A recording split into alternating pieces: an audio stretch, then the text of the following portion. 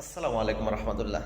আলহামদুলিল্লাহ, আমাদের মাঝে অতি শীঘ্রই আগমন করছে পবিত্র মাহে রমজান, যা অন্যান্য মাসের তুলনায় এটি একটি শ্রেষ্ঠ মাস, যে মাসে পবিত্র কোরআন অবতীর্ণ করেছেন, যা আমরা জানি যে লাইলাতুল শবে কদরের রাত্রে।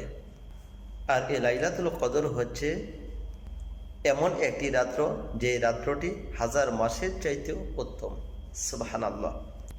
আর যারা নিয়মিত সিয়াম সাধনা করবে, যারা নিয়মিত 30টি রোজা রাখবে, আল্লাহ তাআলা এই রোজার বিনিময়ে তাদেরকে যে উপহার দিবেন, তা তিনি তার বান্দাদেরকে নিজের হাতেই সেই উপহারটি দিবেন।